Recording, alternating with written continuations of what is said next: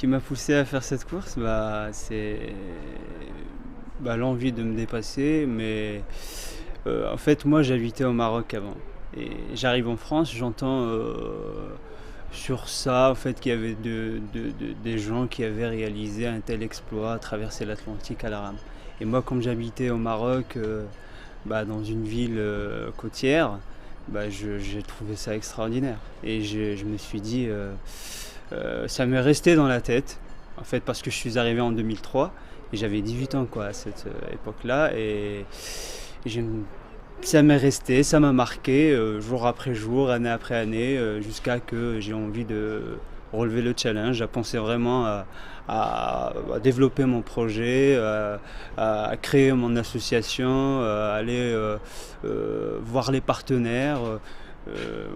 Et je voulais faire mon parcours tout seul et là je découvre la Bouvet-Guyane. Du coup j'ai envie de vivre ça, mais parce que je connais la mer que à côté des côtes. Là aujourd'hui j'ai envie de découvrir le grand large grâce à la Bouvet-Guyane. Voilà. En 2003, quand Maud Fontenoy a fait sa traversée de l'Atlantique Nord à la rame, et du coup, je me suis dit waouh, c'est extraordinaire parce que c'était à la fin. Moi, quand je suis arrivé, elle avait déjà traversé l'Atlantique. Et après, j'ai suivi celle de 2005, donc le Pacifique. Et depuis, je voulais le faire. Je commençais à réfléchir, sachant que j'ai aucune. Là aujourd'hui, je commence à avoir des notions de navigation, mais à l'époque, j'avais aucune notion de navigation et je me suis rendu compte que c'est pas aussi facile que ça.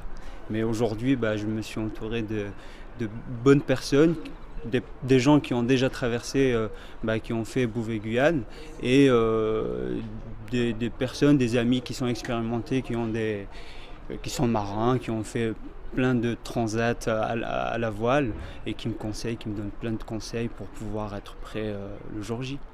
En fait, ça, je l'ai développé en arrivant à Grenoble, parce que j'habite à Grenoble, donc en montagne. On dit, d'après ceux qui ont fait la course au large et qui connaissent la montagne, ils disent qu'en montagne, on n'a pas le temps de réagir. Quand ça va mal, ça veut dire c'est dangereux. Alors que la mer, c'est dangereux, mais on a quand même le temps de réagir et c'est ça, en fait, j'aborde, on va dire, cette traversée comme ça. En ayant cette idée en tête, en se disant j'aurai le temps de réagir, donc c'est à moi de maîtriser les choses et de garder le calme, mon calme, et affronter, on va dire, bien en fait me mettre, on va dire, dans la tête qu'il faut que garder mon calme et réagir. Voilà. Déjà, je serai le plus jeune, hein.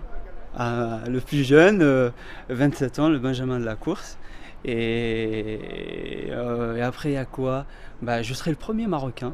Tiens, ça c'est intéressant ça.